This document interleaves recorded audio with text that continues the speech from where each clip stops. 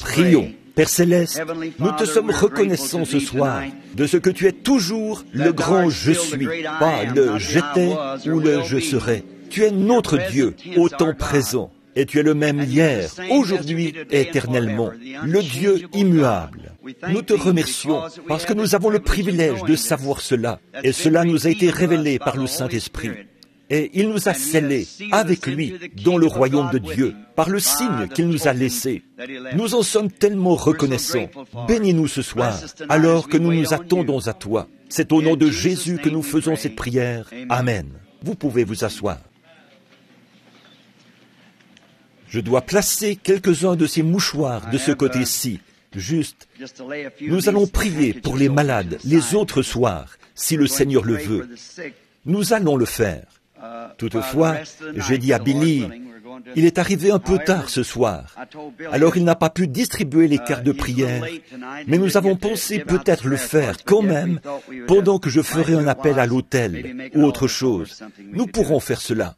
Maintenant, est-ce que tout le monde se sent bien? C'est très bien. Je suis vraiment content de l'entendre. Bon, je crois qu'on a annoncé que le petit déjeuner des hommes d'affaires chrétiens aura lieu demain matin. Je crois qu'ils ont communiqué l'heure et tout ça. Maintenant, soyons prêts à faire tout ce que le Seigneur voudra que nous fassions. Nous sommes conscients que ce soir est le soir où tout peut arriver. Nous voulons donc être prêts pour cela et entrer sans tarder dans le message. Alors, demain, nous aurons une journée très chargée. Et dimanche matin, je pense que je dois prêcher ici, après l'école du dimanche. Dimanche matin et dimanche soir. Vous êtes donc invités à toutes ces réunions. Si, par contre, vous devez être à votre poste quelque part, eh bien, nous ne voudrions pas que vous n'y soyez pas.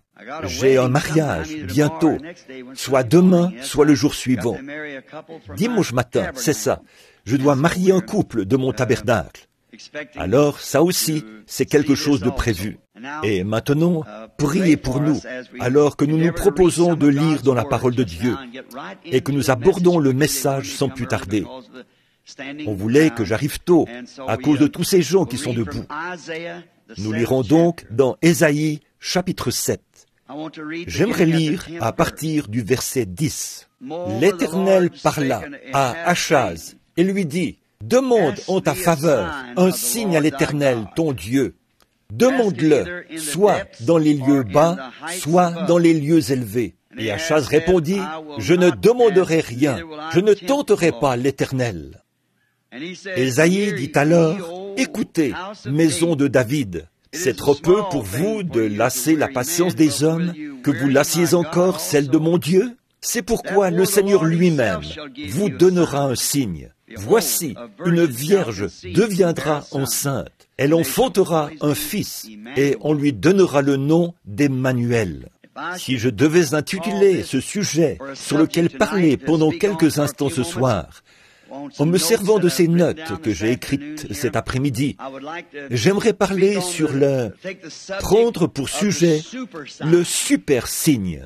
Vous savez, notre époque est une super époque. Tout est super. Et nous voyons que les éclairs en zigzag dans le ciel, par une nuit nuageuse, nous indiquent qu'il peut certainement y avoir de la lumière dans les ténèbres. Nous sommes conscients de ça. Dieu connaissait la fin dès le commencement. C'est pourquoi il pouvait prévoir toutes choses, de sorte que tout concourt parfaitement à sa gloire. Et ça nous donne du courage de savoir que, quoi qu'il advienne, Dieu veille à ce que toute chose, que cette horloge marque l'heure parfaitement. Nous sommes parfois abattus, tout chavirés. Nous nous pressons. Nous nous disons, « Oh, nous devons faire ceci ou faire cela. » Mais souvenez-vous, l'horloge de Dieu sera parfaitement à l'heure. Toutes ces choses doivent se passer comme ça. Tout doit se faire selon sa grande connaissance, sa prescience, car c'est par sa prescience qu'il a pu prédestiner. Non pas par son désir, mais par sa connaissance. Dieu ne prédestine pas par son désir. Il ne veut pas qu'aucun périsse, mais par sa prescience, il savait qui l'accepterait et qui ne l'accepterait pas. Voilà pourquoi il peut faire concourir toutes choses au tic-tac de sa grande horloge. car il peut prédire la fin dès le commencement. Ainsi donc, il savait que nous vivrions en ce jour-ci. Il savait que notre époque serait celle-ci. Il avait des plans pour cette époque-ci. Il a eu des plans pour chaque époque, et jamais aucun de ces plans n'a failli. Il est toujours à l'heure. Et celle-ci, on l'appelle un super âge. Tout ce que vous voyez de nos jours doit être super. Sinon, ça ne fait pas l'affaire. Si ce que vous avez n'est pas super, parce que c'est un super âge. L'âge précédent a fait son temps et il a maintenant laissé place à un super âge. Tout ce qu'on voit. On ne peut plus aller au magasin du coin et trouver un gros bloc de fromage exposé là, comme autrefois. Et les vieux magasins du coin d'autrefois, même si on y trouvait des aliments d'excellente qualité, tout le monde veut maintenant aller au marché climatisé et chic, qu'on appelle supermarché. Les gens veulent absolument y aller, même s'ils doivent payer plus cher pour leur nourriture. Il faut qu'ils aillent au supermarché. C'est vrai, parce que c'est super. Voyez, tout le monde veut quelque chose de super. Et de nos jours, on ne peut pas se procurer une automobile ordinaire. L'ancienne modèle T se ferait écraser là dans la rue. Ils ont de super voitures. Ford doit les rendre super. Chevrolet doit les rendre super. Tous les autres, s'ils veulent rester dans la course, ils doivent les rendre super. Tout est super, super, super. Après un certain temps, nous sommes arrivés à l'âge de l'air. Eh bien, on a eu l'avion à hélice. Et avant longtemps, on est arrivé avec un avion à réaction. Et maintenant, on a un super avion à réaction. Voyez, il faut que ce soit super. Sinon, ce n'est pas dans l'air du temps. Tout dans cet âge doit être super. Nous avions l'habitude de voyager sur ces grandes routes qu'il y avait là.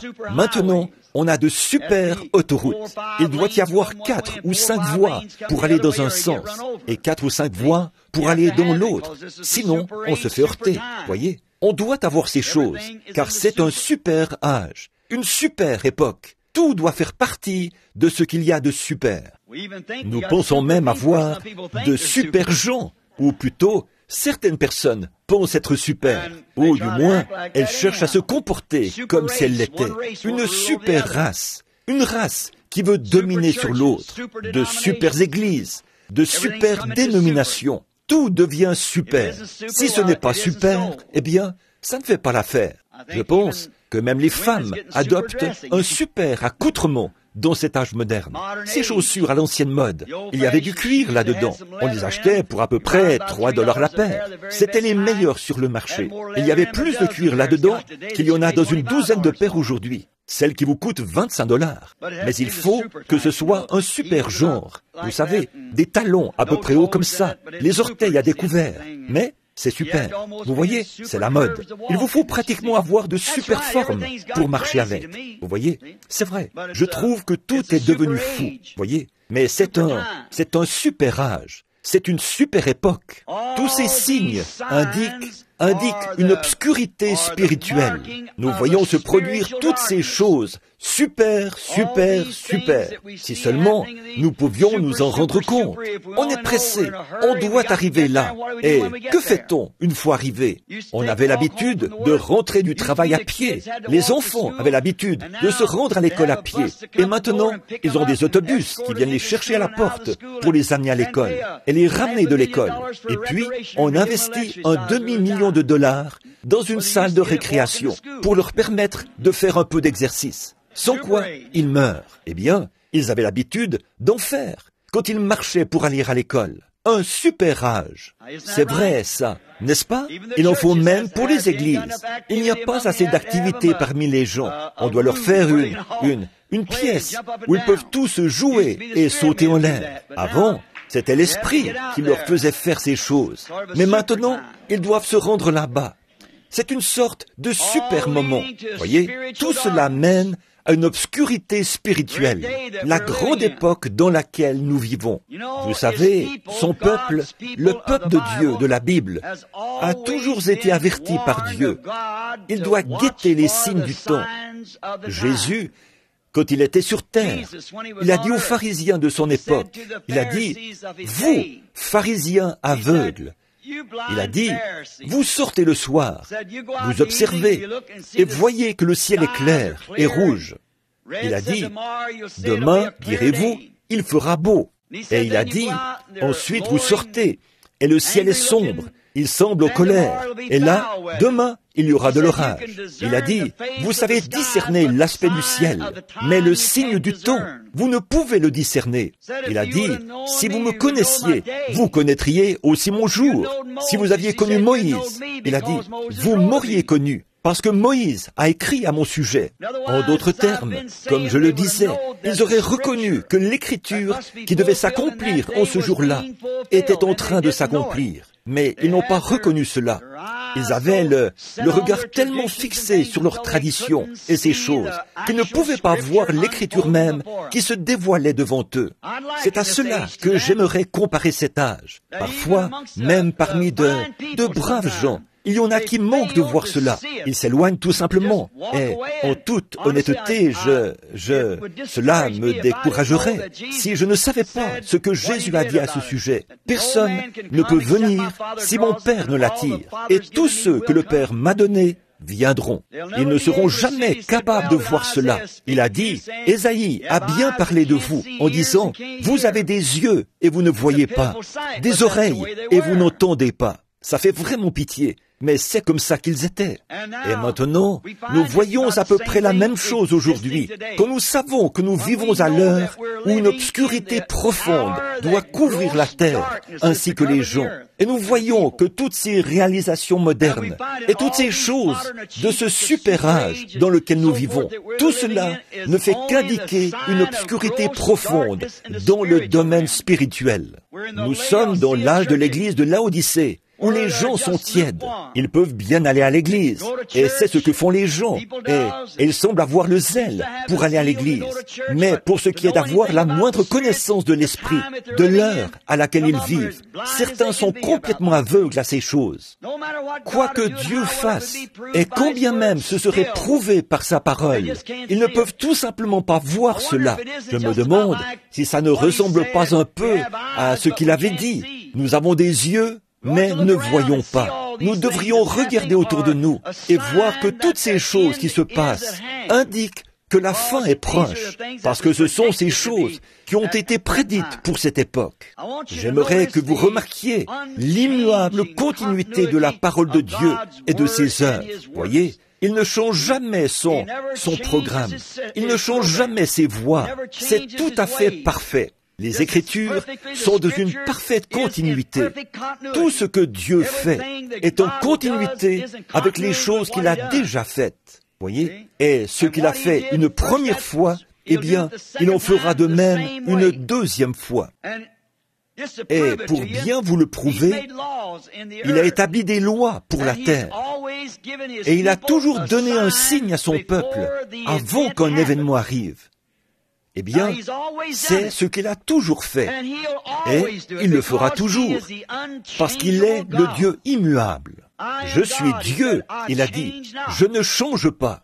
La façon dont il a établi son programme au commencement, il en est ainsi dans chaque âge. Il ne le change jamais.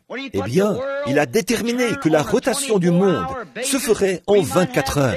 Nous avons beau avoir l'heure d'été et toutes sortes d'heures, mais tout cela ne change jamais la rotation du monde. La Terre effectue une rotation complète toutes les 24 heures, une rotation complète. Il ne modifie jamais les saisons. Dieu a le printemps, l'été, l'hiver, exactement comme ça a toujours été. Ça a été sa manière de faire au départ. C'est sa manière de faire tout le temps. La continuité de ses lois et de sa parole et de ses œuvres, comme toutes ces choses s'harmonisent parfaitement. Alors, si nous pouvons voir ce qui a été, nous pourrons savoir ce qui est et ce qui sera. Vous pouvez baser votre réflexion sur cela, car l'Écriture dit qu'il est le même hier, aujourd'hui et éternellement. Nous le remarquons avant l'arrivée du printemps. Observez quelques-unes de ces lois. Quand vous voyez les arbres bourgeonner, il a dit, vous savez que l'été est proche. Le printemps est un signe annonciateur de l'arrivée de l'été. C'est une loi. Ça se passe toujours comme ça.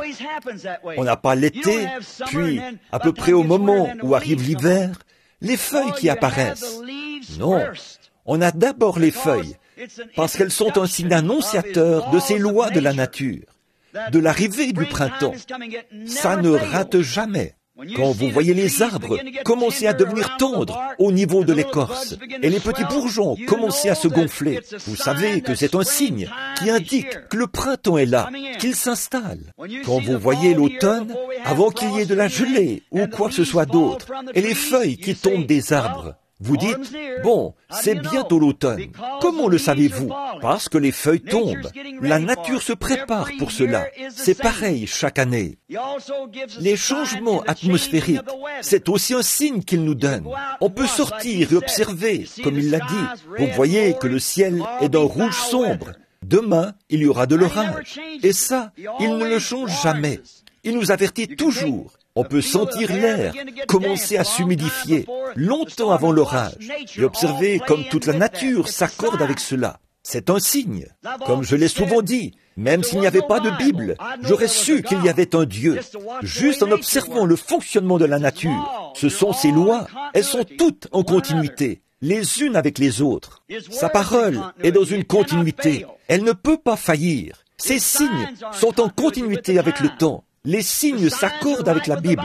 Les signes sont là, en plein dans la lune. Les signes sont là, en plein dans le ciel. Les signes sont là, en plein sur la terre. Les signes sont là, en plein dans l'Église. Et aujourd'hui, nous pouvons parcourir l'Église du regard et voir que le signe de sa venue est bien là. Prenez par exemple la façon dont les choses s'opèrent dans la nature. J'ai été là-haut, dans les bois du Nord, où j'ai l'habitude de chasser. Et avant que la première vague de froid arrive, les petits canards quittent la Louisiane. Ils montent là-haut, font leur nid et font éclore leurs petits. Dès que la première petite brise froide descend du sommet de cette montagne, que la neige coiffe ces montagnes, ces petits canards prennent leur envol. Eux qui n'ont jamais quitté cet étang, les voilà qui reviennent tout droit vers la Louisiane. C'est une nature, voyez, les lois de la nature.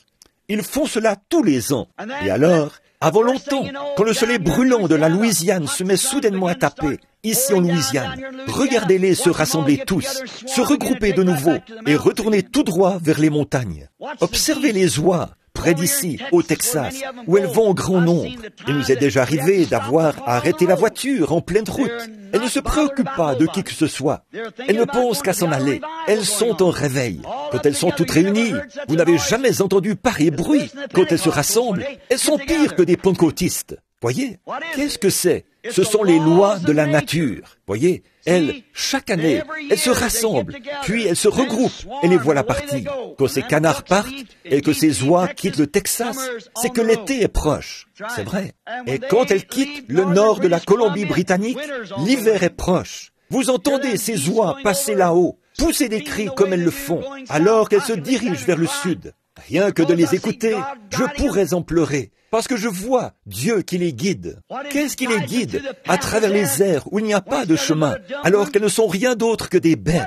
Qu'est-ce qui fait cela? Quand je l'entends qui descend, en poussant des cris, ce chef de file là-bas, qui suit son propre chemin en quelque sorte, peut-être n'a-t-il jamais volé jusqu'en Louisiane avant ça, mais il s'y rendra. Ne vous faites pas de soucis, il a en lui quelque chose qui lui dit où aller. Il prend son envol, il conduit la volée. Tout le groupe arrive. Peut-être ne sont-elles jamais venues ici avant, mais lui, il sait exactement où les rizières ont du riz, parce qu'il a quelque chose qui le guide. C'est une nature. Puis, au printemps, il repart, après avoir passé l'hiver ici, où il faisait doux et chaud. Pourquoi? C'est la nature qui s'exprime. Ce sont les lois de Dieu. Ces signes précèdent toujours ces événements, tout comme le font ces choses. Quand vous voyez les oies s'en aller, les bourgeons apparaître, les feuilles tomber, voyez, c'est la continuité de la nature qui s'enchaîne. Les lois de la nature de Dieu s'enchaînent. Elle fait toujours précéder ces événements de quelque chose. Ça s'est toujours passé comme ça. Ça n'a jamais failli et ça ne faillira jamais. Si nous suivons simplement la continuité de la parole de Dieu, nous ne faillirons jamais, nous non plus. Si nous ne suivons pas la tendance moderne du jour en essayant d'injecter quelque chose d'autre, mais que nous suivons simplement la continuité de la chose pour cet âge, observez ce qui arrivera. Nous rentrerons tout droit à la maison, nous aussi, un beau jour. C'est ce qui arrive toujours, et ça ne faillit jamais. Les prophètes sont le signe principal de Dieu. C'est un prophète. Maintenant, je vais parler de cela pendant quelques instants. Ils sont sa parole manifestée pour cet âge-là. Voilà pourquoi un prophète est toujours le signe principal de Dieu. Il n'a jamais envoyé de jugement sur la terre sans avoir premièrement envoyé un prophète. Remarquez bien et sondez les Écritures.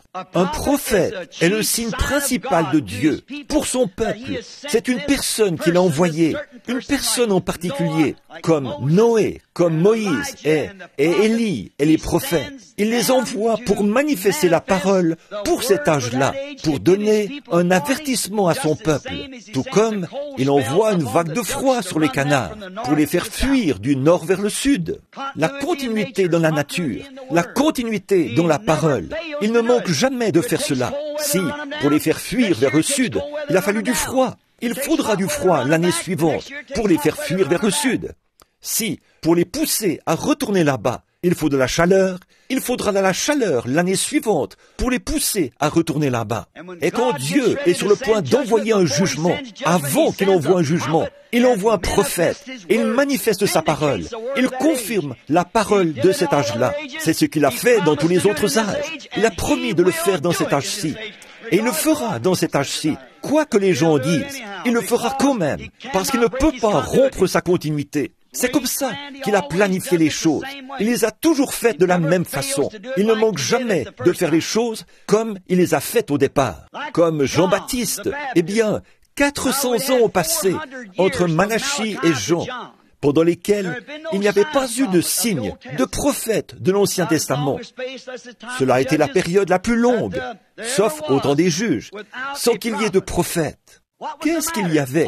Pourquoi n'y avait-il pas de prophète en ce temps-là? Il n'y avait pas de parole à signer pour ce temps-là. Il aura fallu attendre le moment propice. Il aura fallu attendre. La prophétie de Malachie déclarait, c'était Malachie 3, « Voici, j'envoie mon messager devant ma face. Il préparera mon chemin devant moi. » Malachie 3, 1. Maintenant, ça c'était la prophétie de Malachie au sujet de la venue du Seigneur Jésus. Rien ne devait avoir lieu pendant cette période-là. Alors, l'Église est devenue paresseuse et a suivi sa propre voie jusqu'à ce que le moment approche où devait s'accomplir la promesse. Et à l'approche du moment où devait s'accomplir la promesse, Dieu, de façon surnaturelle, a amené Jean sur la terre. C'était un homme né d'une femme, bien sûr, et nous savons que sa mère s'appelait Élisabeth et que son père s'appelait Zacharie. C'étaient de braves gens. Et son père était sacrificateur. À cette époque-là, les jeunes hommes avaient coutume de poursuivre le travail de leur père. Mais on apprend que Jean, à 9 ans, après la mort de son père, est allé dans le désert et y est resté seul jusqu'à l'âge de 30 ans. Voyez, s'il s'était tourné vers ce qu'avait fait son père, on l'aurait tellement brouillé qu'il n'aurait pas su reconnaître ce Messie quand il est venu. Il ne l'aurait jamais reconnu. Mais il est resté dans le désert. S'il était allé au séminaire, en suivant les traces de son père, ils auraient tous dit, « Eh bien, Jean, nous comprenons que tu seras celui qui reconnaîtra le Messie quand il viendra. » Bon, tu ne trouves pas que frère Untel, ici présent, correspond parfaitement à l'image qui en est faite? Et Caïphe, notre souverain sacrificateur actuel, tu ne trouves pas que c'est un homme formidable? S'il avait reçu tout cela dans son esprit qui était saint, il n'aurait jamais été capable de penser clairement. Il est allé dans le désert et a attendu. Il avait un travail trop important pour recevoir de l'instruction. Il avait un travail trop important pour recevoir de la théologie. Il devait annoncer le Messie. Il est resté dans le désert. Observez ce qu'il prêchait. Il ne prêchait pas les principes de théologie de cette époque-là. Vous remarquerez que ce n'était pas le cas. De quoi parlait-il? De cogner à l'arbre, de serpents. Voyez, c'est tout ce qu'il connaissait. Il avait grandi dans le désert. C'est tout ce qu'il connaissait. Les serpents et les arbres et les cogners et ainsi de suite. Et son message était basé sur la nature. Quand il a dit « Race de vipères, qui vous a appris à fuir la colère à venir? Ne prétendez pas avoir Abraham pour père, car de ces pierres-ci, Dieu peut susciter des enfants à Abraham. Déjà, la cognée est mise à la racine de l'arbre, et tout arbre qui ne produit pas de bons fruits sera coupé et jeté au feu. Il a dit, moi je vous baptise d'eau pour vous amener à la repentance. Mais celui qui vient après moi, je ne suis pas digne de porter ses souliers. Lui, il vous baptisera du Saint-Esprit et de feu. Il a son vent à la main. Il nettoiera ses airs. Il brûlera la paille dans un feu qui ne s'éteint point. Et il emportera le blé au grenier. Amen. Voilà un homme, un véritable prophète. Il y avait un signe qu'il devait observer. Et quand il a vu le Messie, il était vraiment sûr qu'il viendrait à son époque. Il en avait la certitude. Oh, si seulement l'Église pouvait trouver avec certitude sa place, si seulement il reconnaissait sa position cette heure. En effet, selon l'Écriture, c'est lui qui devait présenter le Messie. Et il savait que celui-ci devait être sur la terre au jour de sa prophétie. Il devait donc fréquenter ce lieu où il prêchait. Il l'a même dit, en ce moment, il y a au milieu de vous quelqu'un que vous ne connaissez pas. Il y a quelqu'un au milieu de vous en ce moment même. Il le savait. Il était là. L'heure était proche. Il le savait. Un jour, il a regardé et descendant du ciel, et il a vu une lumière, comme une colombe qui descendait du ciel. Et de celui sur qui elle s'est posée, il a dit, je rends témoignage qu'il est le Fils de Dieu. Il a vu cela, car là-bas, dans le désert, il m'a dit, celui sur qui tu verras l'Esprit descendre et s'arrêter, c'est celui qui baptisera du Saint-Esprit et de feu. Il était un homme envoyé de Dieu, formé par Dieu. Et il a travaillé pour Dieu, si bien que Dieu et lui sont devenus. Il était le prophète, et la parole est venue à lui, comme je l'ai dit l'autre soir, dans l'eau. Il était la parole de Dieu, pour le temps de la prophétie de Malachie. Malachie avait dit qu'une telle personne apparaîtrait, et Jean, un prophète, est entré en scène, afin d'accomplir la parole du Seigneur pour cette époque-là. Et donc, il était le signe pour Israël. S'ils avaient seulement reconnu ce signe, même les disciples ont dit, pourquoi les scribes disent-ils que le prophète qu'Élie doit venir premièrement? Il a dit, il est déjà venu, et vous ne l'avez pas reconnu. Dieu fait les choses de façon si simple pour attraper cette semence élue, que les autres ne le voient jamais. C'est la vérité. Combien de mages étaient à Babylone, en train d'étudier l'astronomie, pendant que ces 3 mages-là savaient qu'au moment où les 3 étoiles s'aligneraient dans le système solaire, ce serait un signe que le Messie était sur la terre. Ils le savaient, ils le croyaient. Et ce sont eux qui ont vu les étoiles. Les autres ne les ont pas vues. Elles étaient dans leur bonne constellation. Mais eux, ils les ont vues de la façon dont Dieu les leur avait montrées. C'est ainsi qu'est l'Évangile aujourd'hui.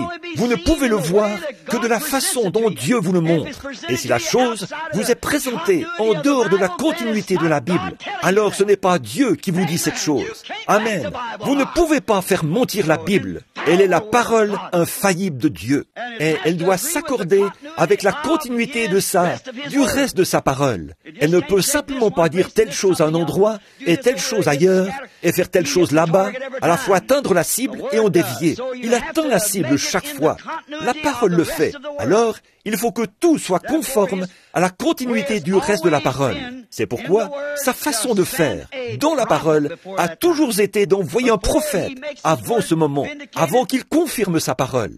Maintenant, nous pouvons parler un petit instant sur ce qu'est un prophète. Bon, selon les termes anglais, ça veut dire un prédicateur. Eh bien, ça, ce sont les termes anglais. Mais dans les termes hébreux, on dit un voyant. Et un voyant, c'était celui qui avait l'interprétation de la parole écrite. Il voyait d'avance les choses qui devaient arriver. Et quand il parlait des choses qui devaient arriver, et qu'il prouvait qu'il était un voyant, alors les gens savaient qu'il avait la bonne interprétation de l'Écriture. Parce que Dieu manifestait par lui l'Écriture qui avait été écrite pour cette époque-là. Amen. Ne soyez pas paresseux, réveillez-vous. C'est par cela qu'il s'identifiait clairement. Il était un voyant, celui qui annonce et celui qui prédit. Et le seul moyen pour eux de savoir qu'ils recevaient la bonne interprétation de l'Écriture, c'est que ce qu'ils disaient s'accomplissait. Ils savaient alors qu'il avait été appelé de Dieu, que c'est Dieu qui avait dit cela. Et là, ils constataient qu'effectivement, la chose arrivait parfaitement, dans la continuité de la parole pour cette époque-là. Jésus a dit, sondez les Écritures. Quand ils ont vu qu'ils pouvaient discerner les pensées qu'il y avait dans leur esprit et qu'ils l'ont appelé Belzébul, il a dit, sondez les Écritures. Ce sont elles qui rendent témoignage de moi. La continuité des Écritures concordait parfaitement avec le signe du temps. Il était le signe du temps de Dieu. Il était la manifestation de la parole écrite. Il pouvait aussi prédire ce qui arriverait. Et les gens ne pouvaient pas nier cela. Il était le super signe de l'époque, certainement. Remarquez la continuité de sa parole immuable et aussi le Saint-Esprit. Jésus a dit, quand le Saint-Esprit sera venu sur vous, il vous rappellera ou vous révélera ces choses que je vous ai dites, et il vous annoncera aussi les choses à venir. Or, la Bible, les gens disent aujourd'hui, un prophète, ça n'existe nulle part. Dans ce cas, pourquoi Paul a-t-il établi cela dans l'Église? Il y avait premièrement des apôtres, puis des prophètes, des docteurs, des pasteurs et des évangélistes. Il y en avait certainement. C'est le Saint-Esprit qui est le prophète. Quand lui, le Saint-Esprit, sera venu sur vous, il vous les révélera, ou vous les enseignera, ou vous les montrera. Ces choses que je vous ai dites, elles étaient toutes sous forme d'énigmes. Vous ne les comprenez pas maintenant, parce qu'elles ne concernent pas votre âge. Mais quand le Saint-Esprit sera venu, il fera s'accomplir ces choses conformément à la promesse. Non seulement cela, mais il vous annoncera les choses à venir. Gloire! La continuité de la parole de Dieu, la promesse de Dieu, l'Esprit de Dieu. Nous vivons à l'heure où nous regardons se dévoiler les prophéties qui s'appliquent à cet âge. Elles sont en train de s'accomplir. Quel temps glorieux que celui où nous vivons. C'est le Saint-Esprit qui devait nous annoncer les choses à venir. Depuis toujours, l'homme cherche à réussir et à se faire une réputation en se fabriquant un super signe. Qu'est-ce qui fait qu'un homme cherche à être quelque chose de super, au-dessus d'un autre? Pourquoi fait-il cela? Parce qu'en lui, c'est une nature. De par sa nature, il est un pécheur, mais en stature, il est un fils de Dieu déchu. Pourquoi se construit-il une si jolie maison en l'améliorant constamment? C'est parce que l'oiseau, lui, ne construit pas sa maison de façon différente. La marmotte, elle, vit toujours sous terre, tout comme elle le faisait il y a 1000 ans. Voyez, l'oiseau continue de faire son nid exactement comme il le faisait il y a 1000 ans. Voyez? Mais l'homme, lui, progresse. Pourquoi? Il est, et il est un fils de Dieu déchu. Quelque chose en lui dit qu'il existe un palais beaucoup plus beau, et quelque chose en lui essaye de le trouver. Quelque chose cherche cela. Oh, si nous regardons certaines des maisons d'aujourd'hui, alors celles qu'il y aura de l'autre côté, de quoi auront-elles l'air? Si une nature déchue est capable de faire une telle chose, qu'est-ce que ce sera là-bas? Mais c'est ce qui le pousse à faire cela, sa nature, là, au-dedans de lui. Quoique déchu, il essaye de faire quelque chose par lui-même. C'est ce qu'il essaye de faire. Et c'est comme ça depuis le commencement. Adam, lui, a essayé de former une super religion sans expiation. C'est ce que les gens essayent de faire encore aujourd'hui. Une super religion, former une religion qui lui permettrait de vivre n'importe comment sans expiation, mais tout en ayant une couverture. C'est ce qu'il a essayé de faire au commencement, et c'est ce qu'il essaie de faire encore aujourd'hui. Mais le moyen pourvu par Dieu, c'était une expiation. Ça ne marchera jamais autrement. Ça doit revenir à une expiation. Nimrod a cherché à bâtir une super tour, une tour religieuse. S'il y avait quelqu'un qui, une petite tour, aurait fait 9 mètres de haut, mais lui, il voulait construire quelque chose de super, quelque chose de plus grand. Il s'est donc bâti une tour. Ça, c'était à son époque à lui. Nebuchadnezzar voulait bâtir une super ville. Il s'est servi du modèle du ciel. Les jardins suspendus, le fleuve d'Euphrate, là, près du trône, comme l'eau de la vie, le fleuve de la vie, qui coule près du trône de Dieu. Il a essayé de construire une super ville. Il y a quelques années, les États-Unis ont essayé de construire un super navire. Ils l'ont construit, puis ils ont dit, il ne coulera jamais. Impossible qu'il coule. Dieu a envoyé le Titanic au fond de l'océan. Ça montre bien que les réalisations de l'homme ne valent pas grand-chose au bout du compte. Tout n'est que poussière et retourne à la poussière. Tout ce qui est en lui.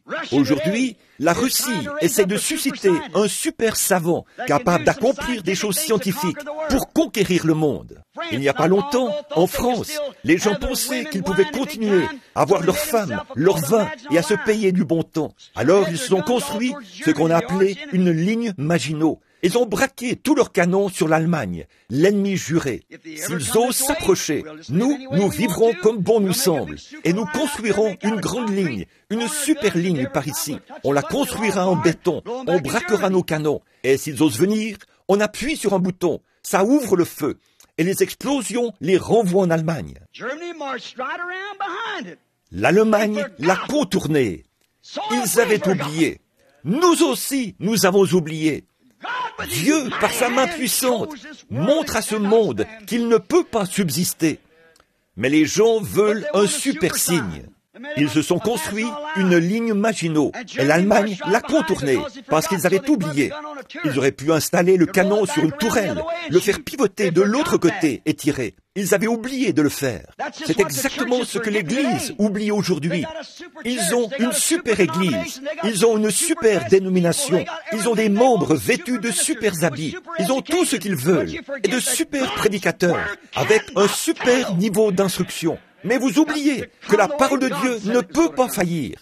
Il faut que ça arrive comme Dieu l'a dit. Il n'y a pas moyen de contourner cela. Plus tard, les Allemands sont arrivés. Ils ont trouvé que c'était une bonne idée. Ils l'ont modifié pour pouvoir faire pivoter leurs canons de l'autre côté. Ils se sont donc construits une ligne, appelée la ligne Siegfried. Mais les bombes américaines de gros calibre ont complètement fait sauter le tout. Voyez, on essaye de faire quelque chose de super, continuellement. Les églises, aujourd'hui, veulent avoir leur super dénomination. C'est ce qu'on cherche à faire depuis longtemps. Les méthodistes prennent tout, les baptistes prennent tout, puis les pentecôtistes sont entrés dans la course, ils prennent tout. Les catholiques cherchent à tout rafler. Alors, ils constatent qu'en étant un petit groupe de gens dispersés, ils n'y arrivent pas. Mais les réunir, voilà qui semble tout à fait conforme à l'Écriture. Réunissons-nous, c'est comme ça que nous y arriverons. Nous chasserons le communisme jusque dans l'océan. Ils ne savent pas que Dieu a suscité le communisme pour les vaincre. C'est fort, ça, comme parole dans la bouche d'un prédicateur. Mais j'en ai vraiment assez d'entendre le communisme. Vous connaissez les signes du communisme, mais l'heure dans laquelle vous vivez, vous n'en savez rien. Ne savez-vous pas que Dieu a promis de faire ces choses? C'est exactement ce qu'il avait fait pour commencer. Il avait suscité Nebuchadnezzar pour détruire Israël, car ces derniers ne marchaient pas dans sa voie. La Bible nous l'enseigne clairement, et c'est maintenant l'heure où cela doit arriver. Nous constatons, à l'époque dans laquelle nous vivons, toutes ces choses. Rien de tout cela n'est caché. C'est quelque chose que Dieu a révélé dans la parole. Mais les gens sont trop aveugles pour le voir. Aujourd'hui, nous pensons, si nous pouvons tous nous rassembler dans l'unité ou dans un conseil, le salut est dans le grand nombre des conseillers. C'est vrai, mais de quel genre est ce grand nombre dans lequel vous tenez conseil? Comment pouvez-vous marcher ensemble? Comment pouvez-vous rallier ces dénominations? Quelques-uns qui sont croyants, et quelques-uns qui sont incroyants, et quelques-uns qui sont soi-disant croyants. Comment pouvez-vous les rassembler et marcher ensemble? Comment deux hommes peuvent-ils marcher ensemble s'ils ne sont pas d'accord? Ça aussi, c'est écrit. Regardez ce qu'ils font là. Ils forment ensemble un grand nombre. Une fois dans la Bible, ils avaient fait la même chose. Quand Akab était en difficulté, ou quand Akab avait fait venir Josaphat depuis la Judée, pour voir si ce dernier voudrait bien prendre ses armées et l'aider à livrer bataille. Et Josaphat, un croyant qui n'était plus en contact avec son Dieu, s'est rendu là-bas et a dit, oui, il a dit, il y a une étendue de pays là-bas qui nous appartient. Elle est à nous. Dieu nous l'a donnée. Le prophète Josué nous a donné cette terre en partage. Et nous voyons maintenant qu'elle appartient à l'ennemi. L'ennemi, il cultive du blé qui devrait servir à nous remplir le ventre, à nous, les Hébreux. Et voilà que ces hommes l'emportent là-bas, chez l'ennemi. Il a dit, monterons-nous? Monteras-tu avec moi? Eh bien là, Josaphat, sans prendre le temps d'y réfléchir, a dit, mais bien sûr, mes chars sont à toi, mes cavaliers sont à toi, mes soldats sont à toi. Nous sommes frères. Mettons-nous d'accord. Nous ferons une alliance et nous monterons. Soudain, l'idée lui vient. Il vaudrait mieux d'abord que nous consultions Dieu. Oh là là, avant de vous joindre à cette chose, il vaudrait mieux d'abord que vous consultiez Dieu. Il vaudrait mieux que vous sachiez ce qu'il en est avant d'entraîner votre Église dans une telle Babylone. C'est ce que vous devrez faire. Autrement, vous recevrez la marque de la bête. Mais bon, allez-y. Ils ont dit, Akab a dit, certainement, j'aurais dû y penser. Il a dit, j'ai 400 prophètes hébreux là-bas, dans le séminaire. Ce sont les meilleurs du pays. Il n'y en a pas de meilleurs, nulle part. On va aller les chercher. Là, les prophètes sont arrivés. Ils ont tous prophétisé. Bien sûr, leur façon de voir les choses était parfaitement là, la bonne, selon eux.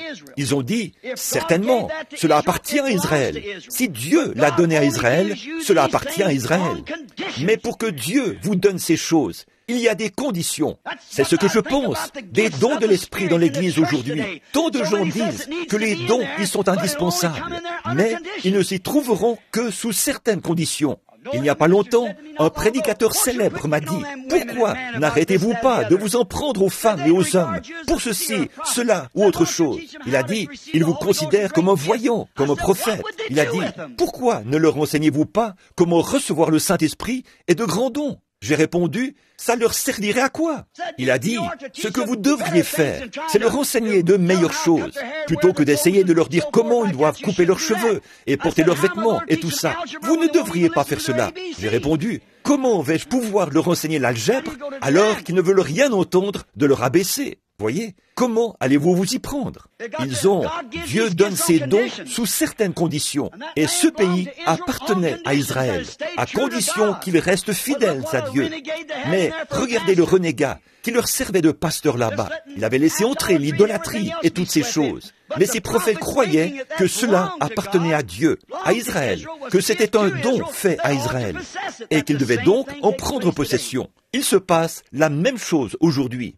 Mais souvenez-vous, alors qu'ils avaient tous prophétisé d'un même accord, et que l'un d'entre eux, je crois que c'était Sédécias, s'était fait 2 grandes cornes de fer. Il a dit, avec ces cornes, tu repousseras les Syriens, tu les chasseras du pays.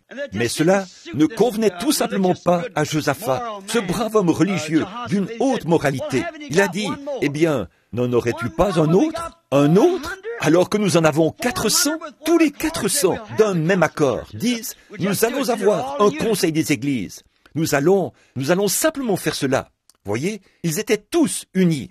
Il a dit, ils sont tous d'accord. Il a dit, alors pourquoi ne viens-tu pas tout simplement et ne montes-tu pas avec moi? Il a dit, n'y en a-t-il pas encore un que tu puisses consulter à ce sujet? Un qui soit en contact avec Dieu? Il a dit, oui, il y en a encore un, mais je le hais vraiment. Voilà. Oh, que le roi ne parle pas ainsi, a dit Josaphat. Allons le consulter, et voyons ce qu'il en sera. Il a dit, il y en a encore un, oui, je le connais, le fils de Jimla. Il a dit, Miché, mais il a dit, je le hais. Il a dit, il appelle toujours des malédictions sur moi. Il est toujours là à me dire que je suis dans l'erreur, et que c'est l'enfer qui m'attend.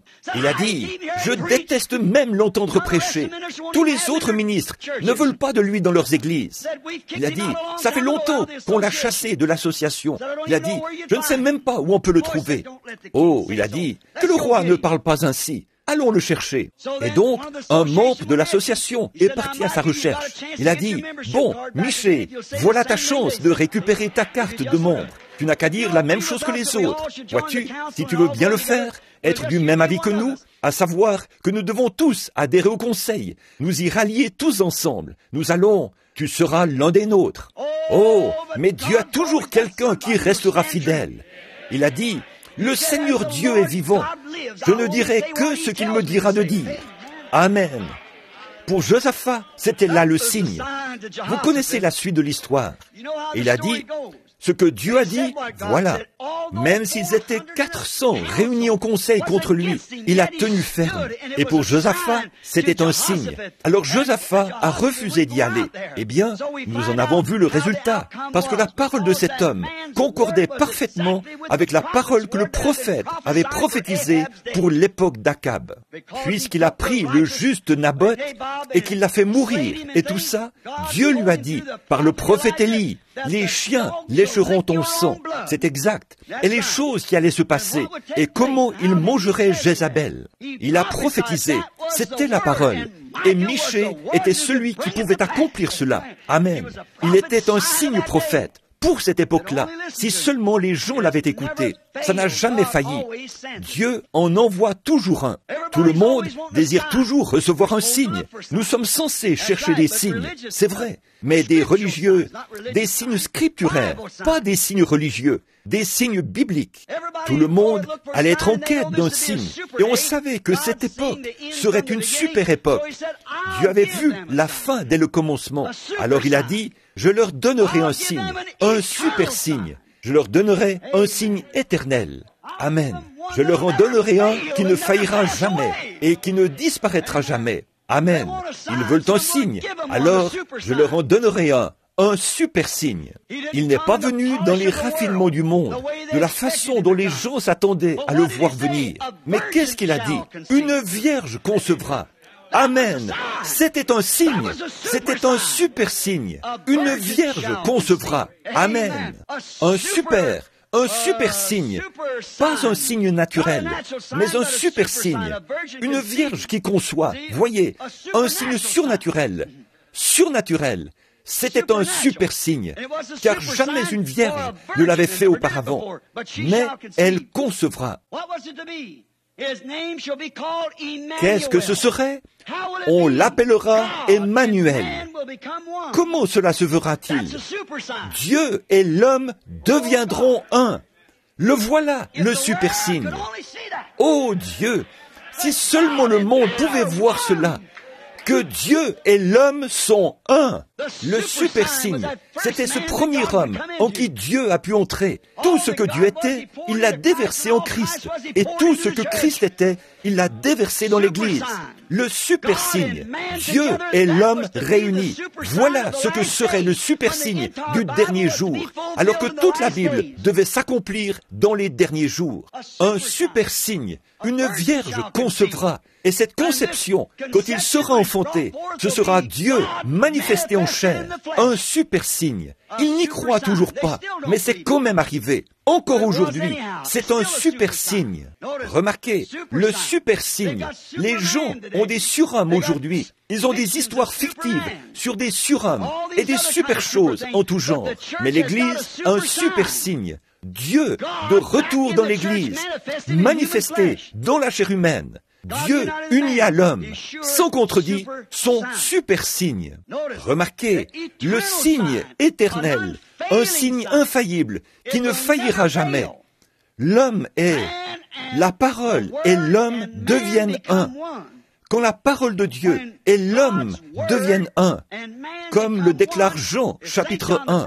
Au commencement était la parole, et la parole était avec Dieu, et la parole était Dieu, et la parole a été faite chair, et elle a habité parmi nous. Voilà le super signe. Oh, si c'était le super signe de cette époque-là, alors, quand ce même esprit qui était sur Jésus-Christ entre dans son Église pour manifester la parole écrite pour aujourd'hui, c'est encore le super signe. L'Église peut avoir le signe du conseil. Elles se rassemblent toutes pour une fausse paix mondiale. Et tout ce qu'elles aspirent à être. Les baptistes peuvent dire, nous en avons eu 1 million de plus en 44. Les méthodistes peuvent se vanter comme ils le veulent. Les unitaires ou les trinitaires ou quoi qu'ils soient. Mais le super signe demeure. Dieu reste toujours fidèle à ce super signe. C'est Dieu dans l'homme, manifestant sa parole écrite.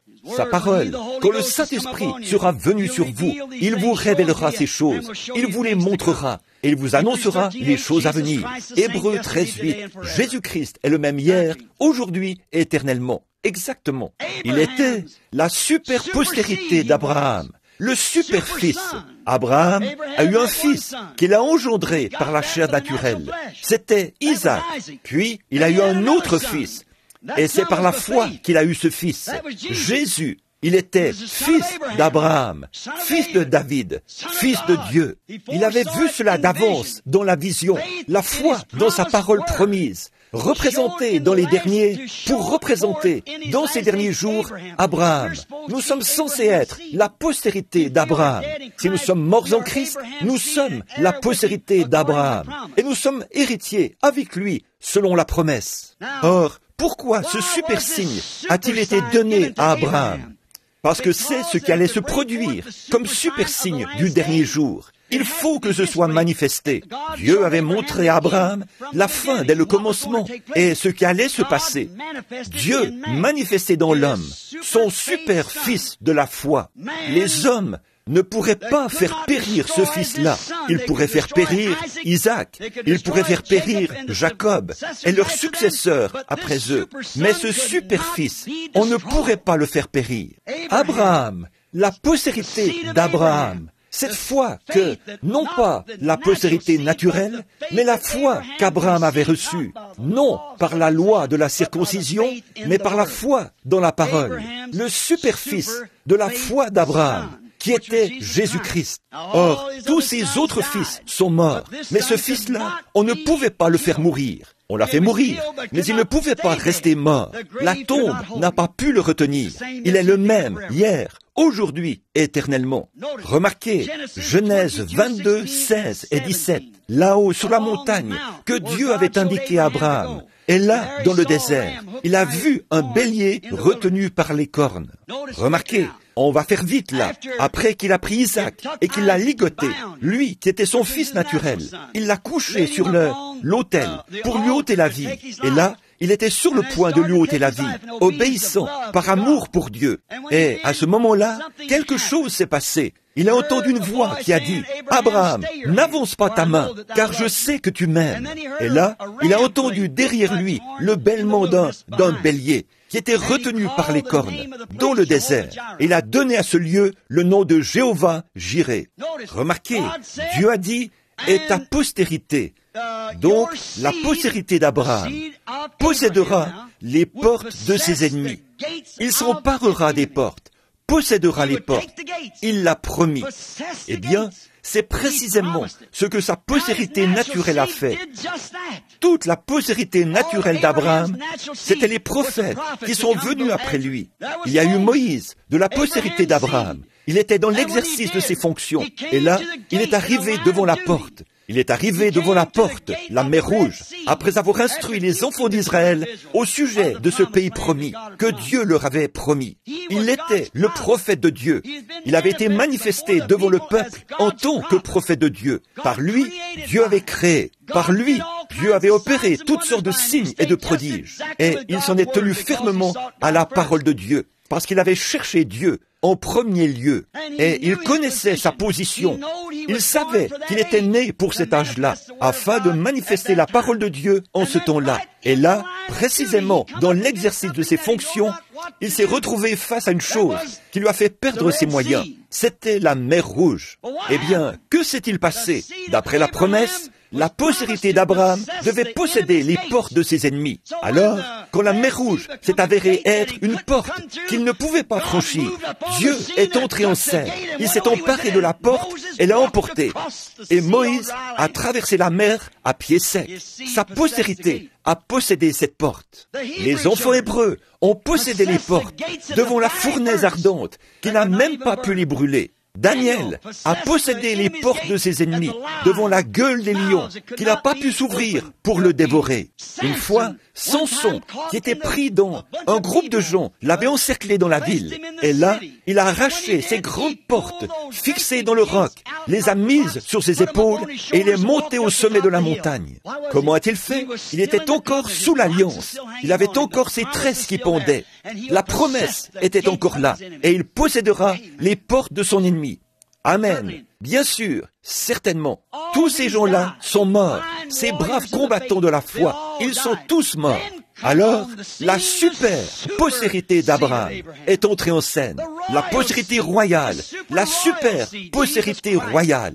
Jésus-Christ, qui était le fils de la foi d'Abraham. En effet, il avait vu par la foi, grâce à une promesse de Dieu, qu'en lui tous seraient bénis, qu'il serait père d'une multitude de nations. Sa super postérité est entrée en scène. Et les autres, qu'avaient-ils fait? Ils avaient possédé les portes des lions, les portes du feu, les portes de la mer, les portes de la ville. Et partout où ils allaient, ils étaient capables de posséder les portes, parce que c'est ce qui leur avait été promis. Mais pour ce qui est de la mort, ils devaient tous mourir.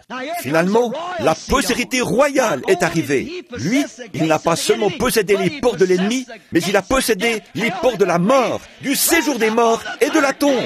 Il est ressuscité le 3e jour et a ouvert le chemin. Il a déchiré le voile, du haut jusqu'en bas, et a frayé un chemin pour que tout homme et toute femme qui désire s'approcher de lui puisse le faire. Il a possédé les portes. Non seulement a-t-il fait cela, mais ceux qui étaient morts dans la foi, il a emmené ses captifs, il est monté dans les hauteurs, et il a fait des dons aux hommes. Voilà la super postérité d'Abraham. Voilà la postérité royale. Jésus-Christ, le super signe. Souvenez-vous, c'était un signe perpétuel surnaturel. Jésus, il est ressuscité des morts. Ces choses n'ont pas pu le retenir. Ni la mort, ni le séjour des morts, ni la tombe n'ont pu le retenir. Hébreux 13:8, comme je l'ai dit, il est le même hier, aujourd'hui et à jamais, pour montrer ce super signe en cet âge. Observez, pour d'un instant, prenons le parcours d'Abraham, un type de sa postérité. Abraham le prophète, observez. Dieu lui avait parlé de diverses manières depuis qu'il avait quitté la Chaldée, la ville dure. Il avait voyagé et Dieu lui avait montré beaucoup de grands signes. Il lui était apparu, il lui avait montré toutes sortes de choses qui allaient arriver, il lui avait dit ce qui allait se passer. Il lui avait dit toutes ces choses. Mais avant qu'il reçoive son fils promis, il se tenait près de la porte des gens des nations, juste au-dessus de Sodome.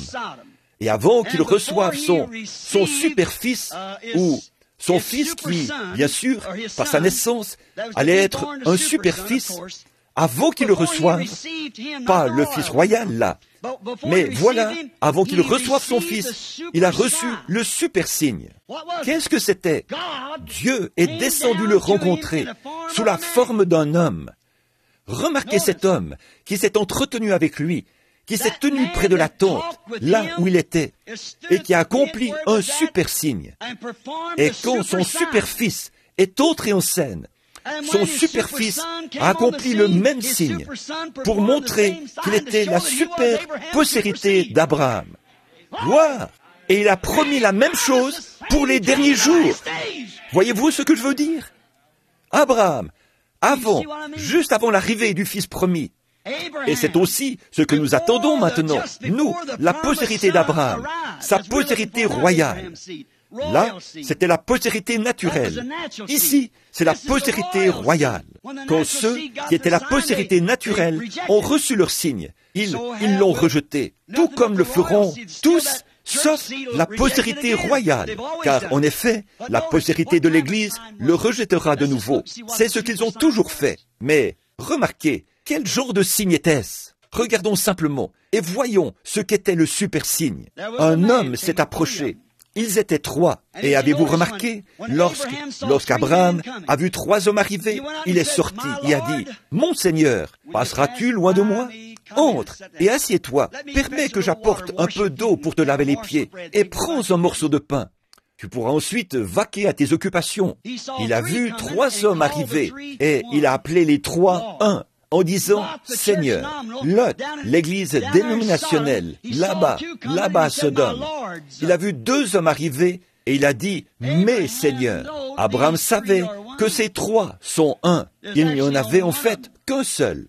Observez, 2 d'entre eux sont allés à Sodome et l'un d'eux est resté avec lui. Il a dit, « Mon Seigneur. » Remarquez, celui qui est resté avec lui, Abraham, qui était un type des appelés à sortir, n'était pas dans Sodome. Il était l'élu pour cette heure-là. Maintenant, souvenez-vous, ceux des nations allaient bientôt être brûlés, tout comme c'est le cas maintenant. Le monde des nations doit être détruit par le feu. Nous le savons. Observez maintenant le super signe. Dieu est descendu sous la forme d'un homme et a accompli un signe. Lorsqu'il avait le dos tourné à la tente, il a demandé où était Sarah. Et Abraham a dit, elle est dans la tente, derrière toi. Il a dit, je vais te visiter à la période de la vie. Observez ce « je », voyez, « je vais te visiter ». Et remarquez, il ne l'a pas appelé Abraham. Juste quelques jours auparavant, il était Abraham. Mais Dieu avait changé son nom lorsqu'il lui avait parlé par l'Esprit. Mais ici, c'est Dieu en chair. Il vient de manger le veau qu'Abraham a tué. Il boit du lait de vache et mange du pain. Pensez-y, un homme, les vêtements couverts de poussière, les pieds sales. Amen. Dieu! Vous dites, ce n'était pas Dieu. Abraham a dit que ça l'était. Il a dit que c'était Elohim, celui qui a créé les cieux et la terre, celui qui est entièrement suffisant, Dieu sous une forme humaine. Amen. Et il a accompli un signe pour Abraham, afin qu'il sache que c'était bientôt la fin du monde des nations, et qu'il était cette super postérité. Il a dit, où est Sarah? Il a répondu, elle est dans la tente, derrière toi. Il a dit, je vais te visiter à la période de la vie. Et Sarah a fait quelque chose. Elle a un peu ri. Il a dit, pourquoi Sarah a-t-elle ri en disant, cela ne peut pas se faire? Il connaissait les pensées de l'esprit de Sarah, qui était dans la tente derrière lui. Et il a reconnu que c'était Dieu. Maintenant, regardez, Jésus, quand il est venu sur la terre, il était cette super postérité. Et quand il est venu, il a montré exactement la même chose aux gens. Pas vrai? Or, comme il savait que ce temps de la fin allait venir, il a dit, vous ferez, vous aussi, les choses que je fais, parce que Dieu a dit que je vous donnerai un signe éternel, perpétuel. Amen. Voilà le super signe. Regardez le parcours de l'Église. Elle est passée par Luther, Wesley, les pentecôtistes, les dénominations. Nous avons eu des révélations et toutes sortes de choses. Nous avons eu le parler en langue.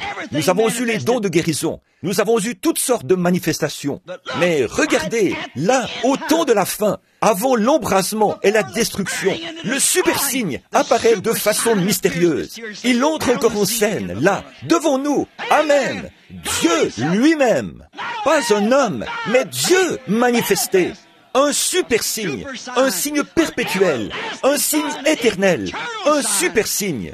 Dieu manifesté en chair. Ce même signe que son fils, son super-fils avait produit.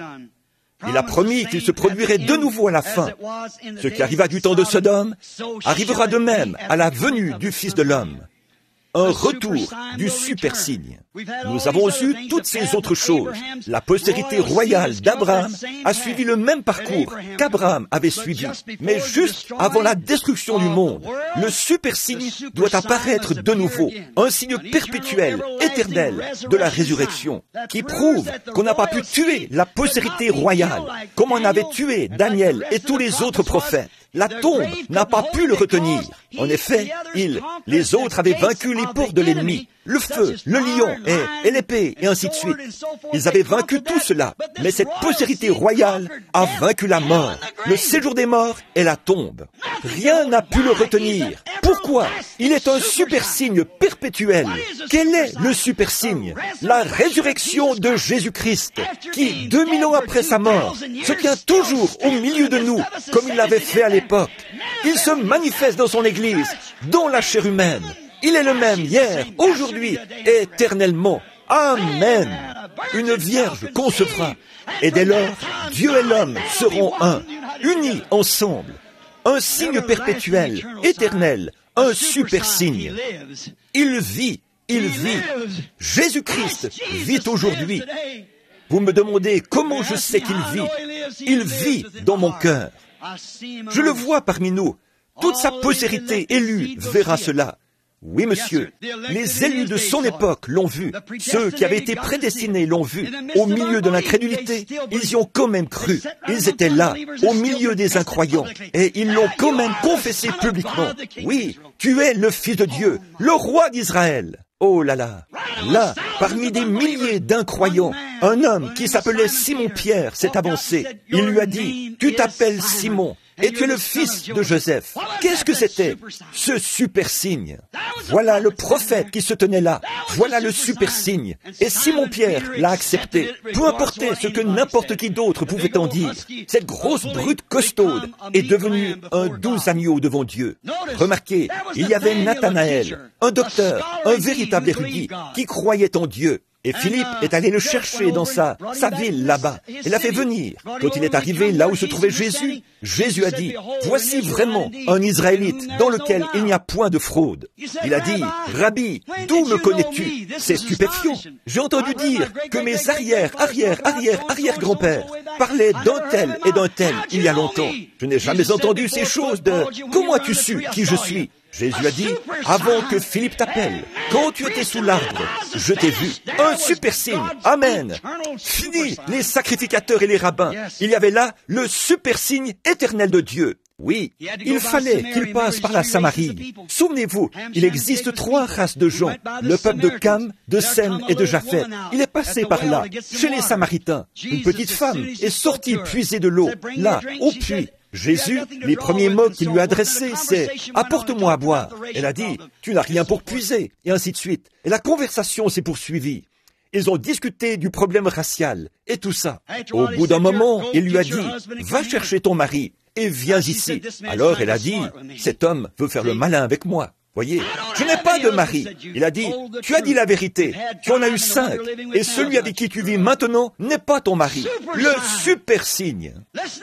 Écoutez-la, Seigneur, je vois que tu es prophète, le super signe, une manifestation de la parole pour cette époque-là. Observez, tu es prophète, mais je ne vois pas où il est dit dans la Bible qu'un prophète devait paraître en ce temps-ci.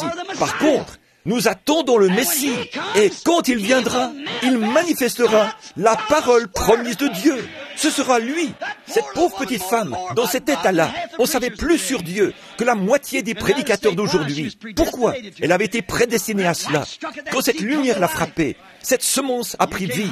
On ne peut pas la cacher. Non.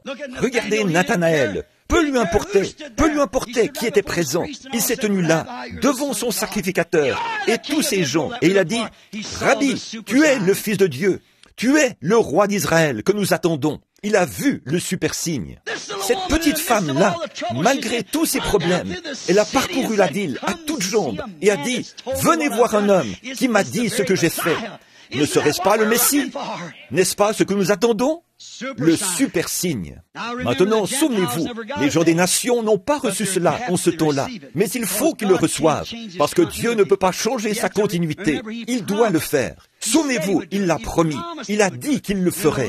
Il a promis qu'il le ferait, et qu'il le ferait dans les derniers jours. Jésus l'a dit, ce qui arriva du temps de Sodome arrivera de même à la venue du Fils de l'homme. Il nous est promis dans les derniers jours, selon Malachie 4, que quelqu'un paraîtra dans les derniers jours, quelqu'un qui cherchera à ramener, à faire sortir toute la froideur et toutes les traditions des gens et tout ça, et qui ramènera la foi des gens de nouveau aux pères apostoliques, à la parole originelle. Oui, vous dites, ça c'était Élie dans Jean. Oh non, pas du tout. L'Élie du temps de Jean, c'était Malachie 3. J'envoie mon messager devant ma face. En effet, immédiatement après que cette prophétie allait être proclamée, le monde entier devait brûler. 2000 ans se sont écoulés et le monde n'a toujours pas brûlé. Et les justes marcheront sur la poussière de la cendre des méchants. Mon frère, ma sœur, nous vivons à l'époque des supermarchés, des super avions à réaction, des super autoroutes, des super races, des super choses en tout genre. Et il y a aussi un super signe. Nous avons eu le signe de la religion, nous avons eu le signe des réveils, nous avons eu le signe du rassemblement, nous avons eu le signe du parler en langue, nous avons eu le signe de la guérison des malades, nous avons eu tous ces signes-là. Mais pourtant, nous voyons dans la Bible que le dernier signe, avant que le Fils premier arrive, c'était un super signe. Jésus a dit, ce qui arriva en ce temps-là, avant que le Fils premier arrive de nouveau, ce super signe viendra encore une fois sur la terre. Je vous le déclare ce soir, au nom de Jésus-Christ. Ce signe est sur la terre en ce moment même. Non seulement cela, mais il se trouve ici même, au milieu de nous, ce soir, le Saint-Esprit, le super signe de Dieu, Jésus-Christ ressuscité. Cela ne peut pas faillir. C'est un signe éternel. Cela ne pourra jamais être changé. Les cieux et la terre passeront, mais cela ne changera jamais. C'est un signe éternel, perpétuel. Dieu manifesté dans la chair humaine. Dieu s'est fait connaître dans la chair humaine. Est-ce que vous croyez que c'est la vérité? De tout votre cœur, vous le croyez? Ne vous enfermez pas, comme une tortue dans sa carapace. S'il y a en vous un peu de la nature de la tortue, débarrassez-vous de cette carapace. Laissez entrer le Saint-Esprit. Ne vous enfermez pas dans un credo ou une dénomination. Mon frère, ma sœur, l'heure est arrivée. Je crois que Dieu a fait tout ce qu'il avait prévu de faire. Ce qui vient ensuite, c'est l'Église qui passe à l'action. Autrement, nous serons perdus. Je demande à n'importe qui de me démontrer le contraire. J'ai demandé cela partout, tout autour du monde. Et pas une seule fois, quelqu'un ne l'a fait. Personne ne s'est aventuré à le faire. Les gens s'en gardent bien. Ils s'en gardent bien. Parce que c'est la parole. Et Dieu prouve que c'est sa parole. Alors, pourquoi ne pas l'accepter? Amen. Si le moment est venu, ne le retardez pas trop longtemps. Bon nombre de gens voulaient accepter Jésus. Ils pensaient le faire à un moment plus propice. Comme l'a dit quelqu'un, les gens veulent accepter Christ, mais ils retardent ce moment trop longtemps. Certains ont essayé de l'enlever de sur leurs mains, ont essayé de s'en laver les mains, de renvoyer la balle à quelqu'un d'autre. Mais ça s'est retourné contre eux. Et vous avez cela sur les bras ce soir. Ça vous retombe sur les bras. Hébreux 13:8. Quel que soit le nombre de conseils des églises qu'on peut avoir, reste toujours. Jésus-Christ est le même, hier, aujourd'hui et éternellement. Les œuvres que je fais, si sa vie est en vous, elle manifestera Jésus-Christ. Amen. Bon, vous ne pouvez pas tous être cette personne-là, mais vous pouvez avoir part à cela. Par votre foi, tous les gens, quand ils étaient sur terre, ne pouvaient pas être un Jésus, mais ils pouvaient croire en lui et accepter le message. Il y avait un seul Moïse, un seul Élie, un seul Noé, et ainsi de suite. Ça a toujours été le cas. Mais les autres, ils pouvaient l'accepter. Ces hommes n'auraient pas eu de ministère s'il n'y avait eu personne pour y croire. Jésus n'aurait pas eu de ministère s'il n'y avait eu personne pour y croire. Paul n'aurait pas eu de ministère s'il n'y avait eu personne pour y croire. Le Saint-Esprit ne peut pas avoir de ministère par la parole aujourd'hui si personne n'est disposé à laisser tomber ses credos et à revenir à la parole. Il ne le peut pas. Peu importe combien la chose est là et bien réelle. C'est ici en ce moment. Je sais que c'est ici. Je peux le sentir. Je sais que c'est ici. La parole déclare que c'est ici. Là où 2 ou 3 sont assemblés en mon nom, je suis au milieu d'eux. Et je crois réellement qu'il est ici, le même hier, aujourd'hui et éternellement. Oh, si je pouvais amener ce petit tabernacle. Je vous aime. Et je ne crois pas qu'il existe un homme sur la terre que je peux prétendre aimer plus que Jack Moore. Et c'est vrai, Young Brown et Lyle et ces hommes ici. J'ai lu un article aujourd'hui qu'Anna Jean a écrit. J'allais lui demander la permission de le réimprimer. Les bonnes choses qu'ils disent là. Et regardez, mais si vous ne vous réveillez pas rapidement, il sera trop tard. Life Tabernacle, je suis une partie de vous, et c'est pour cette raison que je m'écrie. Année après année, il y a un refroidissement ici, je le constate. Vous ne le remarquez peut-être pas. Vous vivez en plein dedans, mais restez sur le champ de mission quelque temps. Et là, revenez avec votre souvenir qui date de l'année précédente. Ne vous l'ai-je pas dit là-bas, dans cette petite tente, un soir, à partir de cette heure? Qu'ai-je dit au sujet de Shreveport, la fois où cette femme a publié une critique virulente à mon sujet? Vous rappelez-vous ce que j'ai dit il y a 3 ou 4 ans, 5 ans, au sujet des États-Unis, et cela a été publié dans les journaux? J'ai dit, c'est cette année que les États-Unis accepteront l'Évangile, ou bien ils ne l'accepteront jamais. Ils sont en déclin depuis ce temps-là. Et il n'y aura plus jamais un autre grand réveil comme celui-ci en Amérique. Si vous croyez que je suis un prophète, souvenez-vous que c'est la parole du Seigneur. Regardez bien, voyez si ce n'est pas en train de mourir. Les églises sont en train de mourir. Elles dépérissent. Et ça me brise le cœur de savoir qu'il est question d'hommes et de femmes que j'aime plus que ma propre vie, à qui j'ai consacré ma vie. Je suis venu au milieu de vous comme votre frère, pas votre Dieu, votre frère, pas votre ennemi, votre frère. Je vous ai dit la vérité, et Dieu a montré qu'il en est bien ainsi. Chaque parole que j'ai prêchée, il l'a déclarée comme étant là, l'exacte vérité. Alors mon frère, ma sœur, pourquoi ne pas l'accepter pour l'amour de Jésus-Christ? Pourquoi ne l'acceptez-vous pas? Si vous pouvez simplement croire que c'est la vérité, l'accepter comme étant la vérité, c'est tout ce que je vous demande de faire. Courbons la tête un instant. Je vais m'arrêter là, sur ces notes que j'avais. J'avais annoncé que j'allais faire un appel à l'hôtel et laisser Billy Paul distribuer les cartes de prière. Nous n'avons pas pu avoir de cartes de prière ce soir. Il était trop tard pour qu'on les distribue. J'avais oublié ma promesse. Je lui demanderai de venir demain soir aux alentours de 18h. De toute façon, nous n'avons pas besoin de cartes de prière. J'ai toujours cherché à vous éloigner de cette tradition qui est de toujours imposer les mains comme le faisaient les Juifs. Jairus a dit, « Viens imposer les mains à ma fille, elle vivra. » Le Romain dit, « Dis seulement un mot. » Ça, c'était la façon de croire des gens des nations.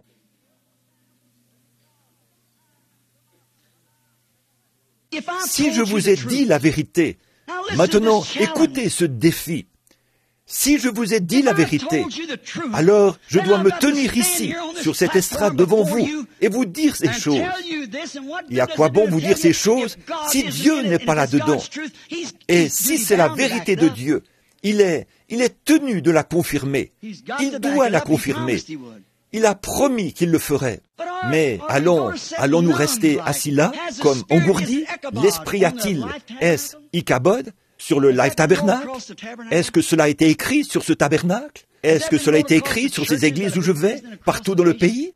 Fait-il si sombre et si dense maintenant? Un ici et un là, un dans le champ, j'en prendrai un, et peut-être un à l'autre bout du monde, et j'en prendrai un, ce qui arriva du temps de Noé, où 8 âmes furent sauvées à travers l'eau, arrivera de même à la venue du Fils. En sommes-nous là?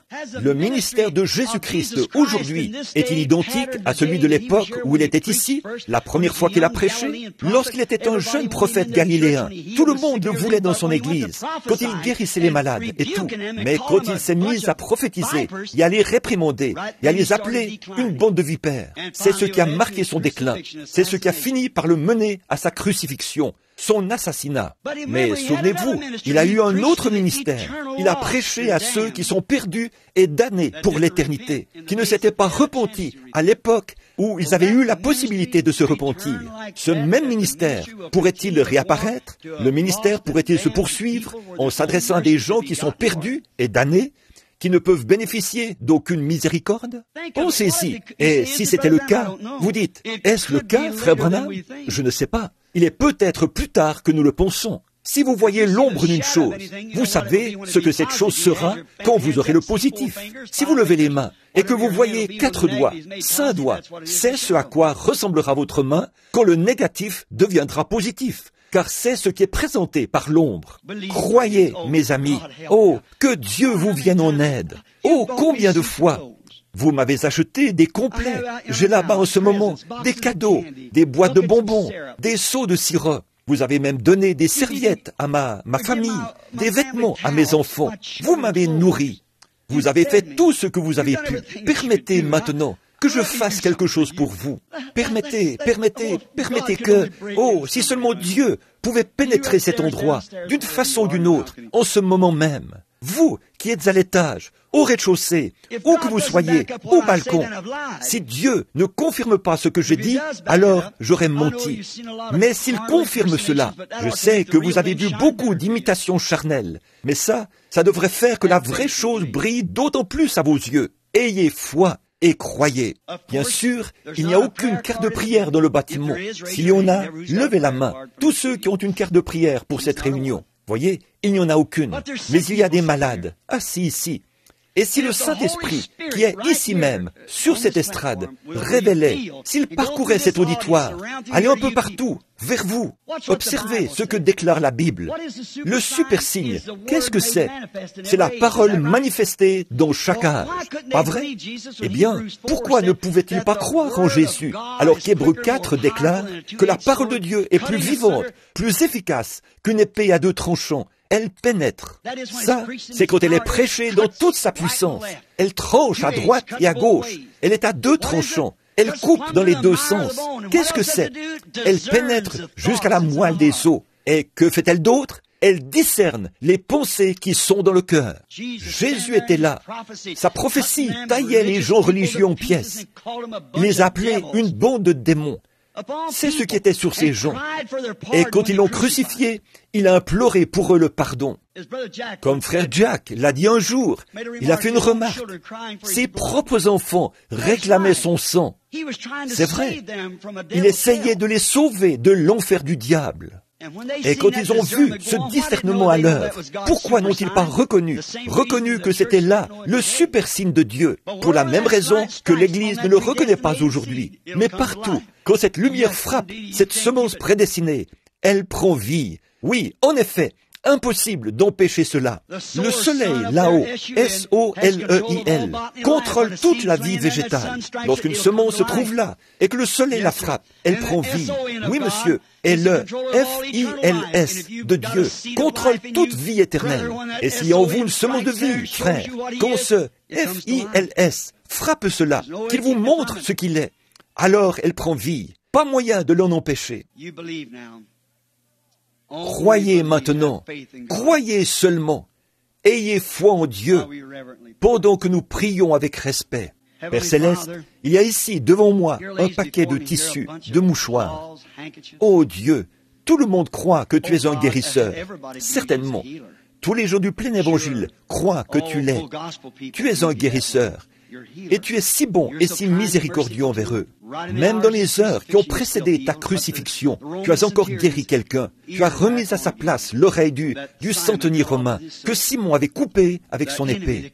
Même cet ennemi qui était venu se saisir de toi, tu as été bon et miséricordieux envers lui. Tu l'as guéri. Et tu fais encore la même chose. Mais Seigneur, est-ce que les yeux des gens pourraient s'ouvrir pour qu'ils voient ce que nous nous efforçons de leur dire, que c'est le temps de la fin? Je prie, ô Dieu, je prie au nom de Jésus. Fais que cela se produise ce soir, Seigneur. Que le Life Tabernacle se revête de son nom ce soir. Life, la vie éternelle. Puisse la vie entrer en abondance dans tout ce groupe de gens qui sont ici, sous sa bannière ce soir. Après que la parole a été présentée ici aussi clairement que possible, la promesse pour cette époque, c'est ce que tu as promis pour aujourd'hui. Nous en sommes conscients, Seigneur. Et nous sommes les enfants d'Abraham. Nous avons suivi une progression comme Abraham. Nous sommes passés de l'autre côté, confession de foi. Nous sommes entrés dans un pays étranger. Nous l'avons fait. Nous avons eu des visions et des révélations. Et toutes ces choses qui nous sont venues de Dieu. Oh, comme il nous a parlé et nous a guéris. Il a fait les mêmes choses que ce qu'il avait fait pour Abraham. Mais au temps de la fin, là-bas, juste avant l'arrivée du Fils promis, c'est là que Dieu a montré, par le super signe, ce qui arriverait en ce temps de la fin. Ensuite, la super postérité, Jésus-Christ, la semence de foi, descend faire cette même chose à la fin du temps des Juifs, comme ce qui avait été fait à la fin, là-bas.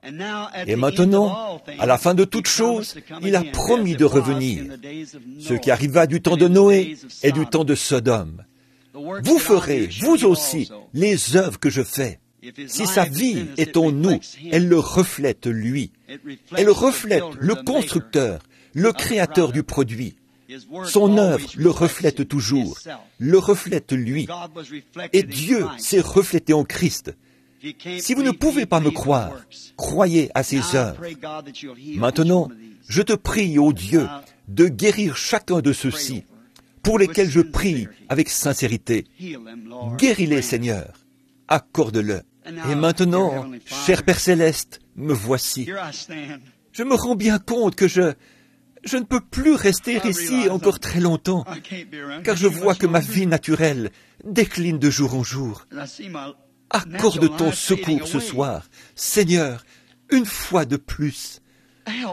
Une fois encore, Seigneur, accorde-le. Fais que les gens oublient le passé maintenant et qu'ils courent vers le but de la vocation céleste. Accorde-le, Seigneur. Je vais te demander de faire une chose difficile, Père. J'en suis conscient. Mais je vais te demander de permettre que Jésus entre en nous. Et Père, que tu moignes moi. Ce ne serait pas très profitable à cette assemblée, à moins que tu ne les oignes eux aussi. Ensemble, nous sommes un. ou un lait de foi, si bien que quelqu'un ici, il y a certainement quelqu'un qui possède assez de foi pour faire cela, comme cette femme qui avait touché son vêtement, et il est maintenant même le souverain sacrificateur qui peut compatir à nos faiblesses, montrer qu'il est toujours ce super signe. Dieu dans l'homme, Dieu agissant à travers l'homme, des illettrés et des gens qui sont disposés à s'oublier eux-mêmes et à simplement laisser l'esprit agir à travers eux. Il y a des petites femmes assises ici qui souffrent peut-être de la même chose que cette femme-là. Il y a des Simons assis ici ce soir, Seigneur, les fils de Jonas, en quelque sorte. Ils sont assis ici. Accorde ton secours maintenant, Seigneur, afin que les gens sachent. Exauce ma prière, comme que ce ne soit pas de l'émotion. Je sais que je suis émotif. Mais je suis troublé, Seigneur, en voyant la tournure que prennent les choses. Ça m'accable Fais que les gens reviennent à la parole et qu'ils oublient toutes les choses fantastiques de cette heure, les opinions populaires du monde, qu'ils reviennent à la parole manifestée en cette heure où nous vivons maintenant. Accorde-le, Seigneur. Et pendant que nous avons la tête inclinée, je veux que chacun de vous prie en toute simplicité. Ne gardez la tête inclinée et continuez simplement à prier. Dites, Seigneur, aide-moi en ce moment et gardez à l'esprit quelque chose pour lequel vous désirez prier. Et si le Seigneur Jésus est toujours vivant, alors, certainement, mes amis, que ce serait là le super signe. Certains ont dit, oh, ça peut se faire. Aucun doute là-dessus. Frère Branham a un grand don du Seigneur. Et je crois que, lorsqu'il est sous l'onction, c'est un prophète du Seigneur. Mais n'écoutez surtout pas son enseignement. Voyons, quelqu'un qui fait une chose pareille, qui dit une chose pareille, et qui est censé être un érudit, alors que c'est justement là le signe que son enseignement est juste, d'après la Bible. Et si vous êtes un pécheur, le baptistère est prêt. Si vous n'avez jamais été baptisé au nom de notre Seigneur Jésus-Christ pour la rémission de vos péchés, le baptistère est prêt. Si vous n'avez pas encore reçu le Saint-Esprit, vous devez absolument avoir ce signe. Sinon, vous ne franchirez pas la porte. La vie de Christ en vous, voilà ce que vous devez être. À présent, priez et demandez à Dieu de vous aider pendant que nous prions maintenant. Et nos sœurs là, aux instruments, croient seulement.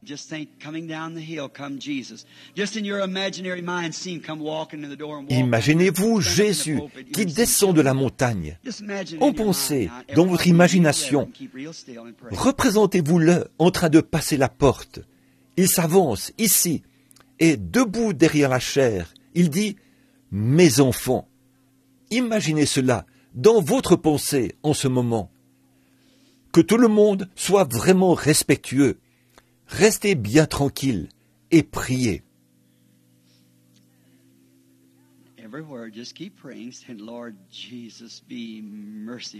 Partout, continuez à prier. Dites, Seigneur Jésus, sois miséricordieux envers moi. Seigneur, je crois.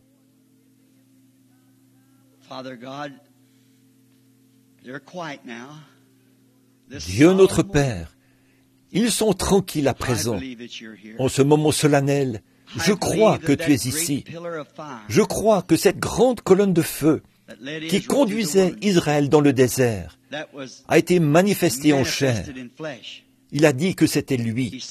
Avant qu'Abraham fût, je suis. Je suis venu de Dieu et je m'en vais à Dieu.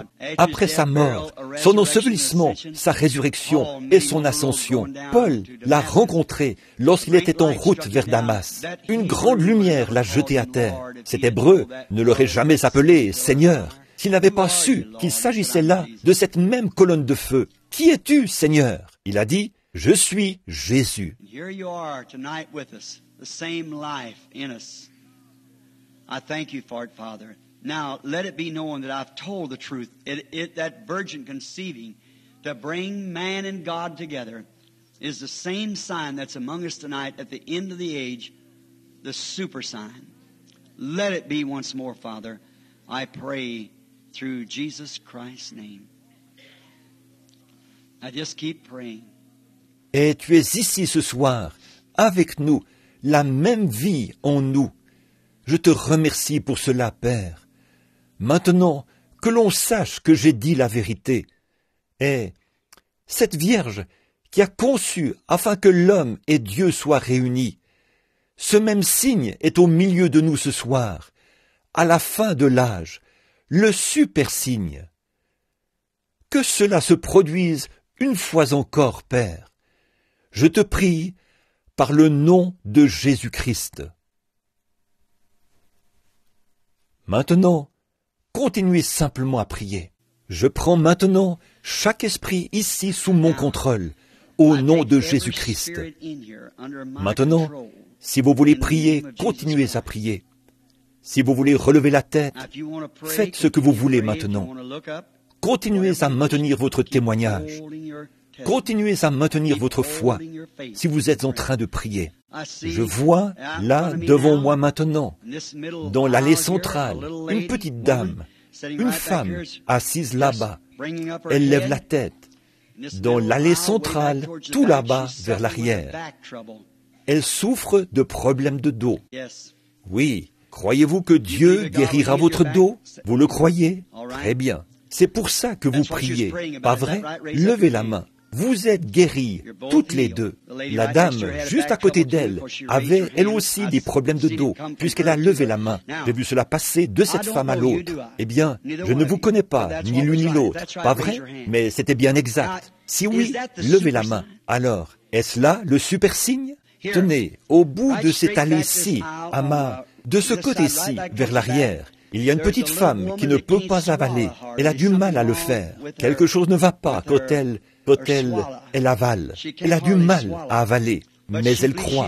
Elle n'est pas d'ici. Êtes-vous prête à croire, sœur, que vous pourrez maintenant avaler? Êtes-vous prête à accepter votre guérison? Levez la main si vous... Très bien. Alors, vous pouvez être guéri.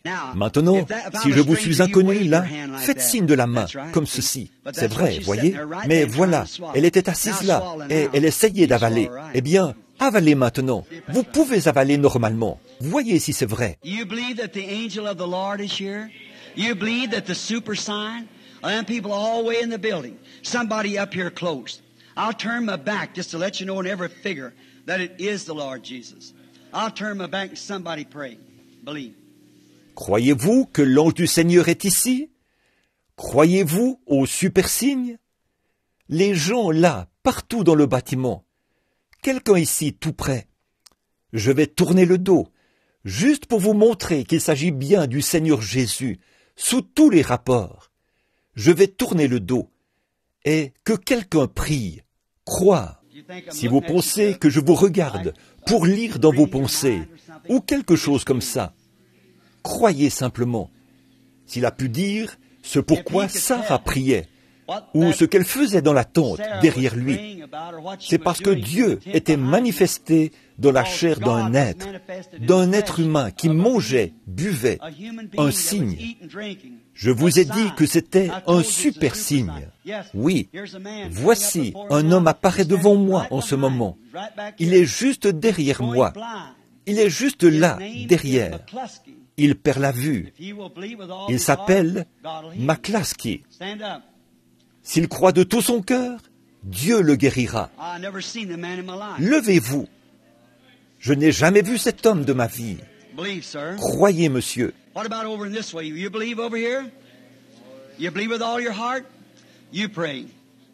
Qu'en est-il de ce côté-ci? Croirez-vous par ici? Croyez-vous de tout votre cœur? Priez. Je vois une femme, et elle souffre de quelque chose. Elle pense que c'est l'épilepsie, parce qu'elle perd connaissance. Elle est venue du sud-est, elle est de la Floride. Elle s'appelle Madame Kinney. Si vous croyez, Madame Kinney, et que vous vous mettez debout, vous serez guéri de ces évanouissements. Mettez-vous debout.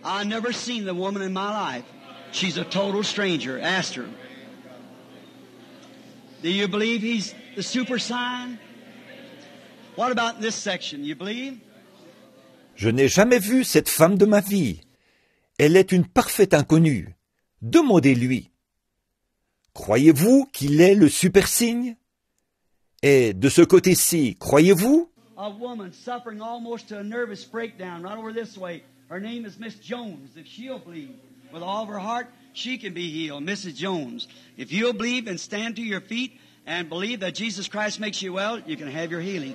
She's a total stranger to me. I've never seen her in my life. God knows that's true. Il y a une femme de ce côté-là qui souffre tellement qu'elle a failli faire une dépression. Elle s'appelle Madame Jones. Si elle croit de tout son cœur, elle peut être guérie. Madame Jones, si vous croyez et si vous vous mettez debout et que vous croyez que Jésus-Christ vous rétablit, vous pourrez recevoir votre guérison. Elle est une parfaite inconnue pour moi. Je ne l'ai jamais vue de ma vie.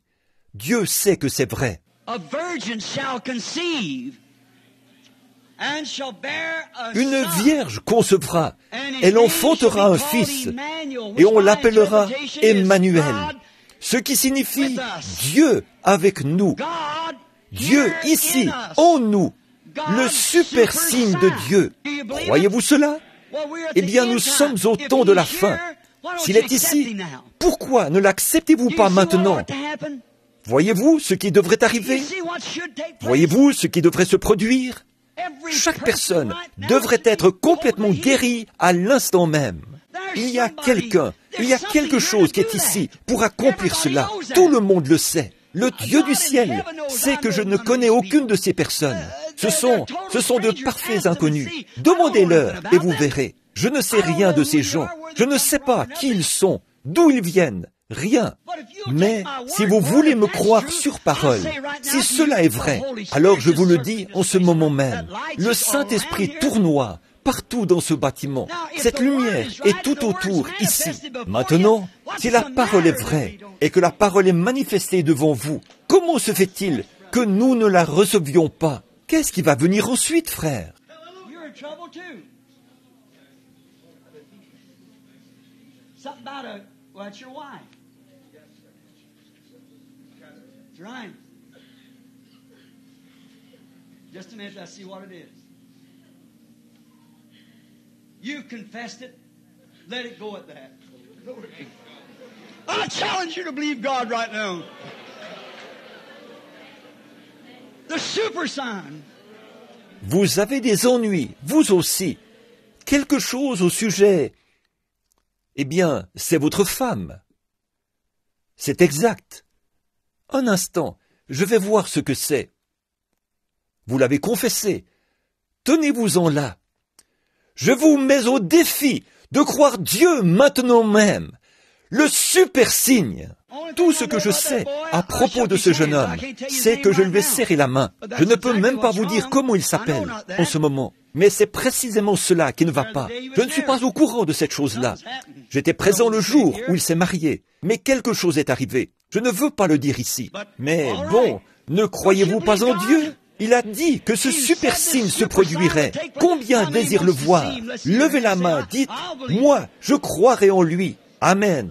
Au rez-de-chaussée, où que vous soyez, là-haut dans le balcon. Souvenez-vous, le super signe de Dieu, la parole de la promesse, est manifestée ici même, aujourd'hui, devant vous, aujourd'hui. Jesus read the scriptures and turned around and said, "This day, this prophecy is fulfilled in the midst of you." I say in Jesus Christ's name, this day the end time sign is manifested before you. Jésus a lu les Écritures, puis il s'est retourné et il a dit, « Aujourd'hui, cette prophétie est accomplie au milieu de vous. » Moi, je dis, au nom de Jésus-Christ, qu'aujourd'hui, le signe du temps de la fin est manifesté devant vous. Combien y a-t-il de gens qui sont malades? Levez la main. Au nom de Jésus-Christ, dans sa présence, si vous pouvez croire que ce que vous avez vu est la vérité et que cela vient de Dieu, alors je vous demande, au nom de Jésus-Christ, de vous lever et de l'accepter. Dites, je vais l'accepter. Pour moi, ça réglera tout. Je crois, peu m'importe où vous vous trouvez. C'est très bien ça. Levez les mains maintenant. Maintenant, donnez la louange à Dieu. J'ai déjà prié pour cela. Maintenant, louez-le, simplement. Tenez-vous là. Le super signe. Le super signe. Là, au milieu de vous. le super signe de Dieu pour le dernier jour. Amen. Que Dieu vous bénisse, frère.